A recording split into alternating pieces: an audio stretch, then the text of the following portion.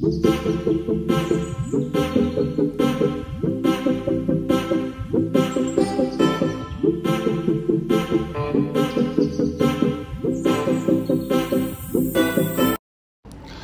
Friends, welcome back to my channel Preethu Gowda Kannada vlogs. ಎಲ್ಲರೂ ಹೇಗಿದ್ದೀರಾ? Hope ನೀವೆಲ್ಲರೂ ತುಂಬಾ ಚೆನ್ನಾಗಿದ್ದೀರಾ ಅಂತ. ಸೊ ನಾನಿವತ್ತು ಒಂದು ಒಳ್ಳೆ ಯೂಸ್ಫುಲ್ ವಿಡಿಯೋ ಜೊತೆಗೆ ಬಂದಿದ್ದೀನಿ.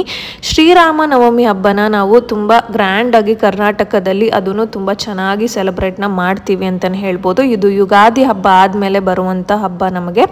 ಸೊ ಇದು ಪ್ರತಿ ವರ್ಷ ಚೈತ್ರ ಮಾಸದಲ್ಲಿ ಯುಗಾದಿ ಹಬ್ಬ ಆದಮೇಲೆ ಬರುತ್ತೆ.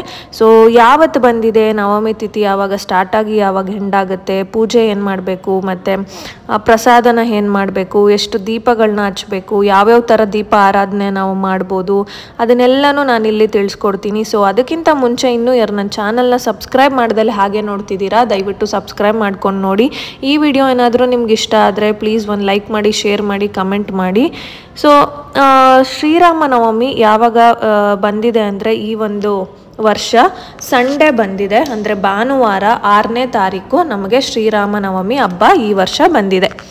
ಸೊ ನವಮಿ ತಿಥಿ ಯಾವಾಗ ಸ್ಟಾರ್ಟ್ ಆಗಿ ಯಾವಾಗ ಹೆಂಡಾಗುತ್ತೆ ಅನ್ನೋದಾದರೆ, ನವಮಿ ತಿಥಿ 5ನೇ ತಾರೀಕು ಏಪ್ರಿಲ್ ಸಂಜೆ 7:26 ಸ್ಟಾರ್ಟ್ ಆಗ್ತಿದೆ. ಸೊ ಯಾವಾಗ ಎಂಡಾಗುತ್ತೆ ಅನ್ನೋದಾದರೆ 6ನೇ ತಾರೀಕು ಏಪ್ರಿಲ್ ಸಂಜೆ 7:22 ಎಂಡಾಗುತ್ತೆ. ಸೊ ನಾವು ಸೆಲೆಬ್ರೇಟ್ ಮಾಡೋದು 6ನೇ ತಾರೀಕು, ಯಾಕಂದರೆ ನಮಗೆ ಜಾಸ್ತಿ ಟೈಮ್ ಸಿಗುತ್ತೆ ಇಲ್ಲಿ. ಸೊ ನೀವು ಬೆಳಗ್ಗೆ ಬ್ರಾಹ್ಮಿ ಮುಹೂರ್ತದಲ್ಲಿ ಪೂಜೆ ಮಾಡೋಕ್ಕೆ ಆದರೆ ನಿಮಗೆ ಟೈಮ್ ಸಿಗುತ್ತೆ, ನಾನು ಮಾಡ್ಬೋದು ಅನ್ನೋದಾದರೆ ಆ ಒಂದು ಟೈಮಲ್ಲಿ 5 ಗಂಟೆ ಒಳಗೆ ನಾವು ಏನು ಪೂಜೆ ಮಾಡ್ತೀವಿ ಮಾಡಿದ್ರೆ ತುಂಬಾ ಶ್ರೇಷ್ಠ ಅಂತ ಹೇಳ್ಬೋದು. ಈ ಒಂದು ಸಮಯದಲ್ಲಿ ಪೂಜೆ ಮಾಡೋಕ್ಕೆ ಅಥವಾ ಯಾವುದೇ ಥರ ಮನೆ ಹಾಲು ಉಗ್ಸೋದಾಗಿರ್ಬೋದು, ಯಾವುದೇ ಒಂದು ಪೂಜೆ ಮಾಡೋದಕ್ಕಾಗಿರ್ಬೋದು, ವ್ರತ ಮಾಡೋದಾಗಿರ್ಬೋದು, ಯಾವುದೇ ಥರ ಟೈಮಿಂಗ್ಸ್ನ ಕೇಳೋದೇ ಬೇಡ. 5 ಗಂಟೆ ಒಳಗೆ ನಾವು ಪೂಜೆನ ಆರಾಮಾಗಿ ಯಾವುದೇ ಥರ ಪೂಜೆನಾದರೂ ಮಾಡ್ಬೋದು. ತುಂಬಾ ಒಳ್ಳೆಯದು ಈ ಟೈಮಲ್ಲಿ ಪೂಜೆನ ಮಾಡಿದ್ರೆ. ಬಟ್ ಕೆಲವೊಬ್ಬರಿಗೆ ಕೆಲಸಕ್ಕೆ ಹೋಗೋರ್ಗಾಗಿರ್ಬೋದು, ಈ ಥರ ಇರೋರಿಗೆ ಪೂಜೆನ ಮಾಡೋಕ್ಕಾಗಲ್ಲ ಈ ಟೈಮಲ್ಲಿ. ಸೊ ಆಗಲ್ಲ ಅನ್ನೋರು ನಿಮಗೆ ಸಂಜೆ 7 ಗಂಟೆವರೆಗೂ ಟೈಮ್ ಇದೆ, ನಿಧಾನಕ್ಕೆ ಆರಾಮಾಗಿ ಪೂಜೆನ ಮಾಡ್ಕೊಳ್ಳಿ. ಅದು ಈ ಸತಿ ಸಂಡೇ ಬಿದ್ದಿರೋದ್ರಿಂದ ಎಲ್ಲರಿಗೂ ಸಂಡೇ ರಜಾ ಇರುತ್ತೆ. ಸೊ ನಿಧಾನಕ್ಕೆ ಎದ್ದು ಮಾಡ್ಕೊಳ್ಬೋದು. ಸೊ ಆದರೆ ಬ್ರಾಹ್ಮಿ ಮುಹೂರ್ತದಲ್ಲಿ ಮಾಡಿದ್ರೆ ತುಂಬಾ ಶ್ರೇಷ್ಠ ಅಂತ ಹೇಳ್ತಾರೆ. ಸೊ ಈ ಪೂಜೆನ ಹೇಗೆ ಮಾಡೋದು, ಮತ್ತು ಯಾವ ಫೋಟೋ ಇಟ್ಟು ಮಾಡಬೇಕು, ಮತ್ತು ಏನು ಪ್ರಸಾದನ ಮಾಡಬೇಕು ಅನ್ನೋದಾದರೆ, ಸೊ ಇವಾಗ ನಾವು ರಾಮನ ಫೋಟೋ ಇದ್ರೂ ಇಟ್ಕೊಳ್ಬೋದು, ಸೀತಾರಾಮ ಫೋಟೋ ಆಗಿರ್ಬೋದು, ಶ್ರೀನಿವಾಸ ಲಕ್ಷ್ಮೀ ವೆಂಕಟೇಶ್ವರ ಫೋಟೋ ಆಗಿರ್ಬೋದು, ಅಥವಾ ಆಂಜನೇಯನ ಫೋಟೋ ಆಗಿರ್ಬೋದು, ಕೃಷ್ಣನ ಫೋಟೋ ಆಗಿರ್ಬೋದು, ಇದೆಲ್ಲ ಕೂಡ ಒಂದೇ, ಅಂದರೆ ಎಲ್ಲ ಅವತಾರಗಳಷ್ಟೇ. ಸೊ ಯಾವ ಫೋಟೋ ಆದರೂ ಇಟ್ಟು ನೀವು ಪೂಜೆನ ಮಾಡ್ಬೋದು. ಇದರಲ್ಲಿ ಯಾವ ಫೋಟೋನೂ ನಿಮಗಿಲ್ಲ ಅಂತ ಅಂದರೆ ನಿಮ್ಮ ಮನೆ ದೇವ್ರ ಮುಂದೆನೇ ನಾರ್ಮಲಾಗಿ ನೀವು ಹೆಂಗೆ ಪೂಜೆ ಮಾಡ್ತೀರಾ ಪ್ರಸಾದನ ಇಟ್ಟು ಪೂಜೆನ ಮಾಡ್ಬೋದು. ಸೊ ಪ್ರಸಾದಕ್ಕೆ ಎಲ್ರಿಗೂ ಗೊತ್ತಿದೆ, ನಾವು ಪಾನಕ ಮಾಡ್ತೀವಿ, ಮಜ್ಜಿಗೆ ಮಾಡ್ತೀವಿ, ಕೋಸಂಬರಿ ಮಾಡ್ತೀವಿ. ಇದು ಏನು ದೊಡ್ಡ ಒಂದು ವಿಷಯ ಅಲ್ಲ, ಇದು ಆರಾಮಾಗಿ ಎಲ್ಲರಿಗೂ ಬರೋವಂಥ ಒಂದು ಪ್ರಸಾದನೇ. ಸೊ ಮಾಡ್ಕೊಳ್ಬೋದು. ಇಲ್ಲಿ ಎಲ್ಲ ದೇವಸ್ಥಾನಗಳಲ್ಲೂ ಪ್ರಸಾದನ ಕೊಡ್ತಾ ಇರ್ತಾರೆ, ಪಾನಕ ಕೊಡ್ತಿರ್ತಾರೆ, ಮಜ್ಜಿಗೆ ಕೊಡ್ತಿರ್ತಾರೆ. ಸೊ ಪೂಜೆ ಎಲ್ಲ ಆದಮೇಲೆ ಒಂದು ಸತಿ ದೇವಸ್ಥಾನಕ್ಕೆ ಹೋಗಿ ಬನ್ನಿ ಅಂತ ಹೇಳ್ತೀನಿ. ಹೇಗೆ ಪೂಜೆನ ಮಾಡೋದು ಅಂತ ಅಂದರೆ, ಇವಾಗ ಒಂದು ಚಿಕ್ಕ ಸಪ್ರೇಟ್ ಏನಾದರೂ ಫೋಟೋ ಇದ್ದರೆ ನಿಮಗೆ ಶ್ರೀರಾಮಂದು ಅಥವಾ ಆಂಜನೇಯಂದು, ಲಕ್ಷ್ಮೀ ವೆಂಕಟೇಶ್ವರಂದು, ಕೃಷ್ಣಂದು ಯಾವ್ದಾದ್ರು ಒಂದು ಸಪ್ರೇಟ್ ಫೋಟೋ ಇದ್ದರೆ ಫಸ್ಟು ಎಲ್ಲ ನೀಟಾಗಿ ಒರೆಸ್ಕೊಂಡು ಕ್ಲೀನ್ ಮಾಡ್ಕೊಳ್ಳಿ ಒಂದು ಇಡುವಂಥ ಸ್ಥಳನ.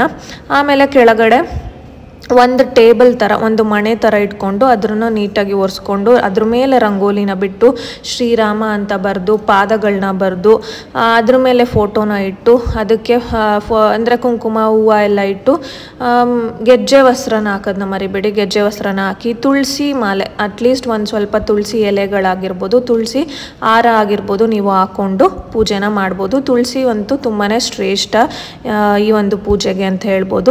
ನಿಮ್ಮ ಹತ್ರ ಏನಾದ್ರು ಚಿಕ್ಕ ವಿಗ್ರಹಗಳಿದ್ರೆ ಆಂಜನೇಯಂದಾಗಿರ್ಬೋದು, ಶ್ರೀನಿವಾಸದಾಗಿರ್ಬೋದು, ಗಣೇಶಂದಾಗಿರ್ಬೋದು, ಗಣೇಶನ್ಗೆ ನಾವು ಫಸ್ಟ್ ಪೂಜೆನ ಮಾಡಬೇಕು, ಅದನ್ನು ಮಾತ್ರ ಮರಿಬೇಡಿ.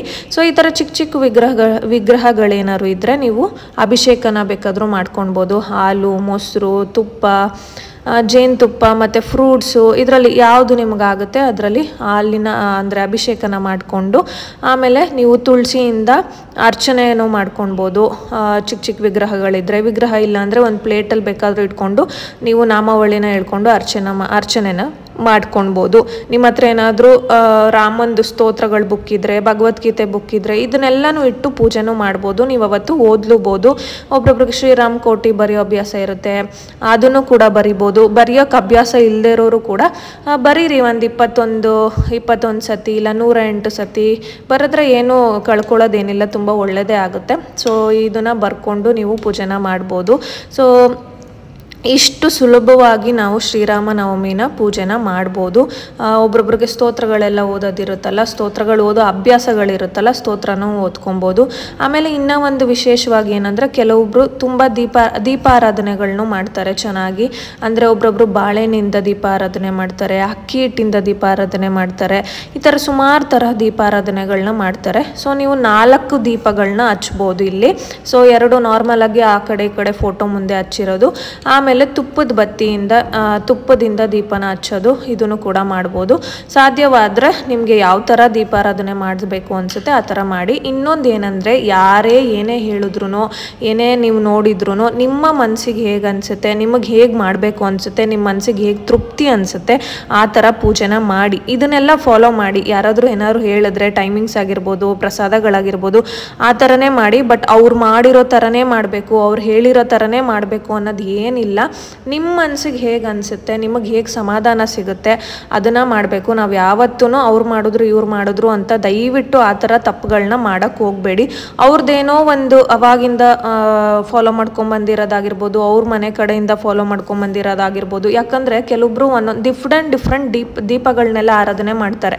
ಅದು ಅವ್ರಿಗೆ ಮನೆತನಗಳಿಂದನೂ ಬಂದಿರ್ಬೋದು, ಅಥವಾ ಅವರೇ ಏನೋ ನೋಡಿ ಮಾಡಿರ್ಬೋದು. ನಿಮ್ಗೆ ಅನಿಸಿದ್ರೆ, ನಿಮಗೆ ಮಾಡಬೇಕು ಅನಿಸಿದ್ರೆ ನೀವು ಆ ಥರ ಎಲ್ಲನೂ ಫಾಲೋ ಮಾಡ್ಬೋದು. ಇಲ್ಲಾಂದರೆ ನಿಮ್ಗೆ ಹೇಗೆ ಅನಿಸುತ್ತೆ ನಾರ್ಮಲಾಗಿ ನಿಮ್ಗೆ ಮನಸ್ಸು ತೃಪ್ತಿ ಆಗೋ ಥರ ಪೂಜೆನ ಮಾಡಿ. ಸೊ ಈ ವಿಡಿಯೋ ಏನಾದರೂ ಇಷ್ಟ ಆಗಿದ್ರೆ, ನಾನು ಹೇಳಿರೋ ಇನ್ಫಾರ್ಮೇಷನ್ ಏನಾದರೂ ಇಷ್ಟ ಆಗಿದ್ರೆ, ಇದೇ ಥರ ಯೂಸ್ಫುಲ್ ಇನ್ಫಾರ್ಮೇಷನ್ಗೋಸ್ಕರ ನನ್ನ ಚಾನಲ್ನ ಸಬ್ಸ್ಕ್ರೈಬ್ ಮಾಡೋದನ್ನು ಮರಿಬೇಡಿ. ಪ್ಲೀಸ್ ನನ್ನ ಚಾನಲ್ನ ಸಬ್ಸ್ಕ್ರೈಬ್ ಮಾಡ್ಕೊಂಡು ನೋಡಿ. ಈ ವಿಡಿಯೋ ಏನಾದರೂ ಇಷ್ಟ ಆದರೆ ಪ್ಲೀಸ್ ಒಂದು ಲೈಕ್ ಮಾಡಿ, ಶೇರ್ ಮಾಡಿ, ಕಮೆಂಟ್ ಮಾಡಿ.